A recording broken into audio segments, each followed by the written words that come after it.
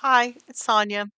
It's been a very long time since I've made a video, but I've still been doing art and I've still been doing a whole lot of collage. And I've had some questions in one of the art groups that I'm in online about how I store all of my collage materials. And so I thought I would do a quick video to show you how I am organizing all of that stuff and my current dilemma with that organizational method. First, I thought I would just show you real quick some of the things I've been doing with all of this collage material.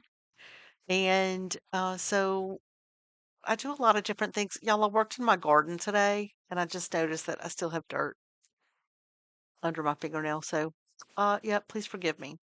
It was a good day in the garden. Anywho, this is one of my collage books. It's an old children's encyclopedia.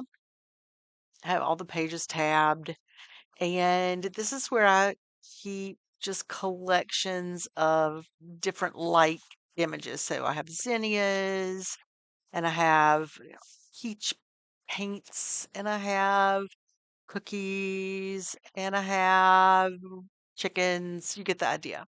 I have two of these books, and in the back of the second book, I have all of the pages indexed, cross-referenced, color-coded, and if you're interested in that, I can show you that as well.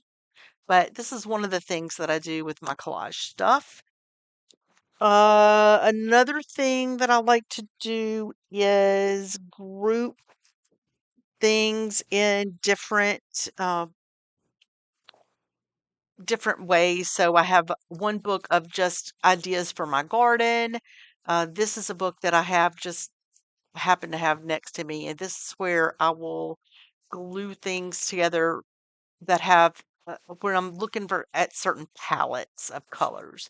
So just start gluing things down. It's not finished at all, but I'll just start working with different color palettes in this one, and it's tons of fun and it helps me use up a lot of these things that I have cut out of all these magazines for many, many years, and I need to use up.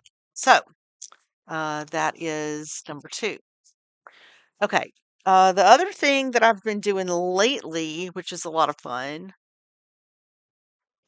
this does not close and open quite as easily as my other ones because I haven't opened and closed it very much. And so it'll get easier the more I use it. Okay, so the other thing I've been doing lately, because I needed to use up some collage fodder, is I have been doing this little game every day, where I roll the dice, and the number that I roll corresponds to one of my multiple collage fodder binders. I'll show you that in a second. So like this one will tell me that I need to go to my birds binder, and then I will close my eyes and blindly choose an image from my bird binder, and then I have to build a collage around that. So I do this. Was doing it every single day. I'm not doing it every day now, but it's been a whole lot of fun and has helped me use up some of these images that I have. Like for example, in this one, I think the image I chose was this hummingbird, and then built that around there. So this has been a ton of fun. And last but not least, I also do a lot of things with making these little collages. This is the thing that I've been doing the most recently is making little collages, mostly with painted papers or patterned papers that I've collected, and then drawing on top of those, sewing on top of those, and just making these little tiny art things. So I use my collage fodder a ton. I cut up magazines, I cut up books, I cut up advertisements and catalogs, anything I can find.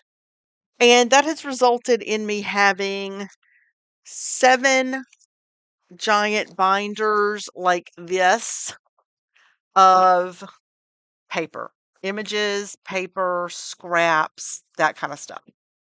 Now, inside these binders is different ways that I hold the stuff, okay? So I do have, some of the bigger stuff in pockets or things that I think I might use immediately or very soon. I also have these pocket page protectors. You can get these, for in all kinds of different sizes. I sewed this one just to make myself some more pockets. But primarily what I do is I glue down these images just on copy paper, regular copy paper with repositionable glue, Elmer's repositionable glue. This is my holy grail, okay?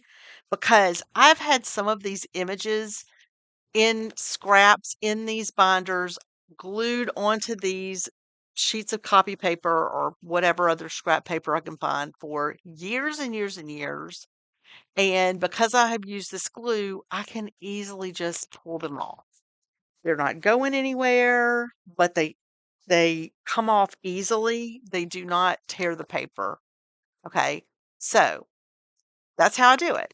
And I have, like I said, like 7 binders full of stuff like this. Now, sometimes when I do go to put them back in, I have to add a little bit of glue on them.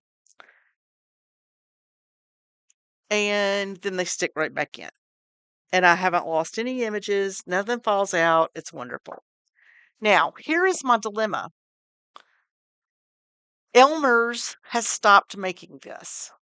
And I confirmed this with Elmer's. I wrote them an email, and I have that email right.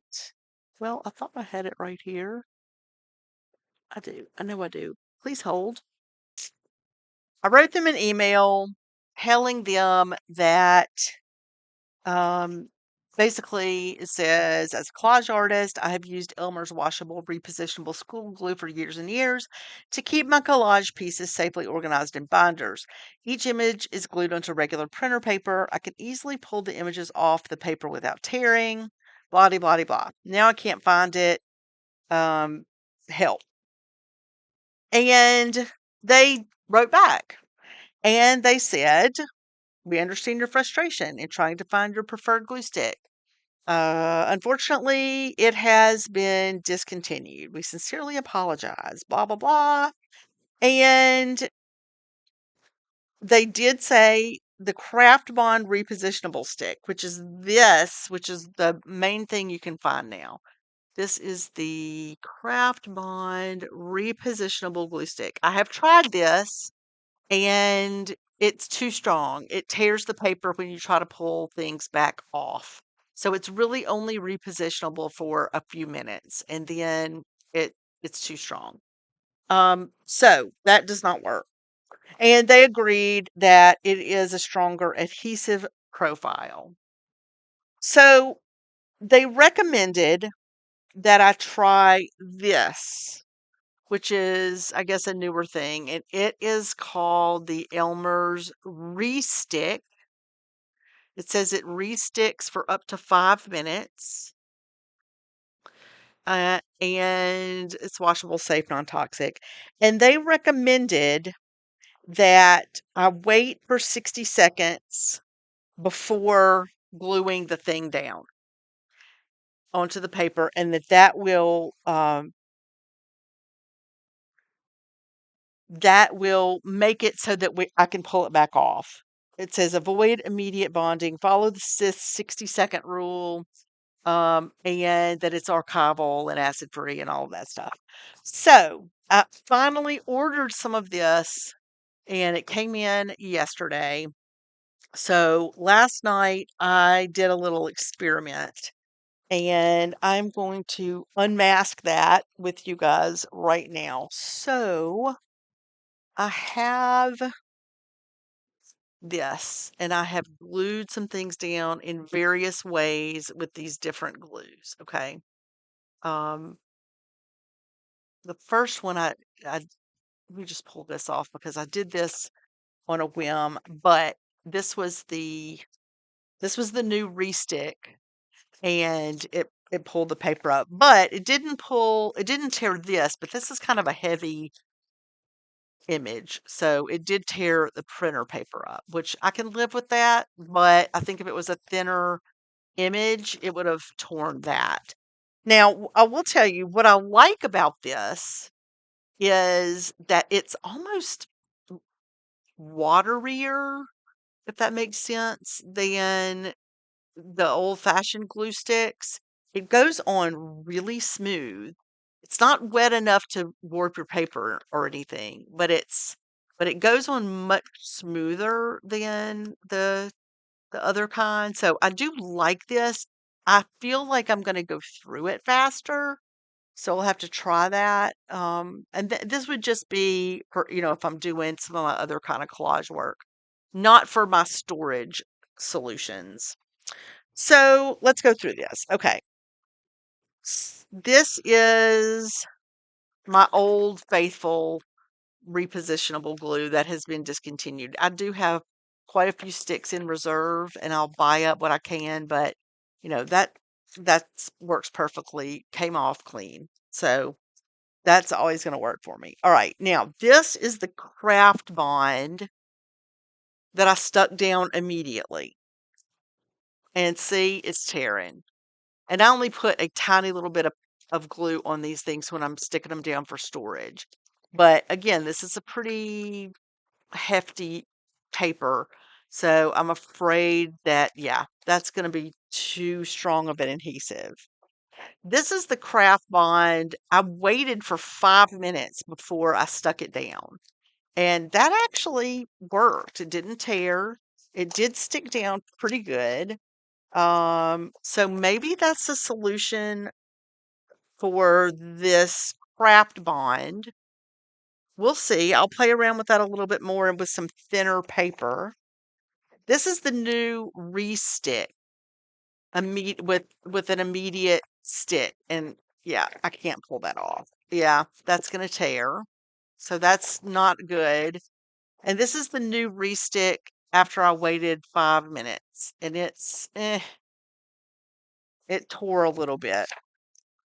So I don't know. It's going to take me a while to kind of play with this and figure out what works best. In the meantime, I'm going to probably just stick to my old repositionable glue. I'll show you just a little quick preview of how I do this. Where is my birds book? Let's see. Oh, here it is. I have some images of birds to stick down. So this is my birds binder. Um, and let's see. Sometimes I glue things on top of other things. And when I'm using this glue, when I'm using any of the glue, really, I don't put a whole lot. I don't glue the whole thing down. I'll just glue, a little on the top and bottom and then stick that down. And I know that will easily pull off. And as you can see, I have tons and tons and tons of images glued down in these binders. So that is my current solution and current dilemma. I hope that helps somebody find a good way to store their stuff. And as Shannon Green says when she ends all her videos, the end.